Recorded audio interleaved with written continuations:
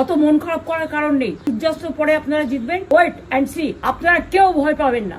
সবাইকে নমস্কার জানিয়ে বলছি, প্লিজ দয়া করে কেউ কাউন্টিং এজেন্টরা এবং প্রার্থী ক্যান্ডিডেটরা তারা ভোটিং এলাকা ছেড়ে আসবেন না। স্ট্রং রুমে যেখানে কাউন্টিং হচ্ছে, মানে সেন্টারে, সেখান ছেড়ে কেউ আসবেন না। এটা বিজেপির প্ল্যান। প্রথম 2-3 রাউন্ডে আমি কালকে থেকেই বলছি যে ওদেরগুলো আগে দেখাবে, আমাদেরগুলো পরে দেখাবে। এবং অনেক জায়গায় 2-3 রাউন্ড কাউন্টিং করার পরে প্রায় 100টা জায়গায় কাউন্টিং বন্ধ করে রেখে দিয়েছে।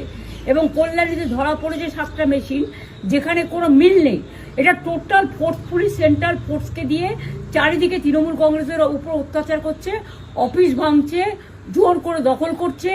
এসআইআর নামে আপনারা দেখেছেন ভোট লুট করেছে যাতে যে সিটগুলো জিততে পারে। কিন্তু এখনো এমন 70টা সিট আছে, 100টা সিট আছে যেগুলো আমরা এগিয়ে আছি, সেগুলো বলছে না। টোটালটাই মিথ্যে নিউজ খাওয়াচ্ছে। আগে ডিআইসিও এই খবরগুলো দিত, কিন্তু তাকে কালকে চেঞ্জ করে দেওয়া হয়েছে। টোটালটাই ইলেকশন কমিশন নিজের ইচ্ছে মতো খেলছে, এবং সাথে কেন্দ্রীয় বাহিনীকে নিয়ে।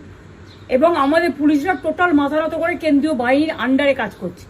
সুতরাং আমি আমাদের কাউন্টিং এজেন্টদের, আমাদের সমস্ত পার্টির কর্মীদের বলবো, অত মন খারাপ করার কারণ নেই।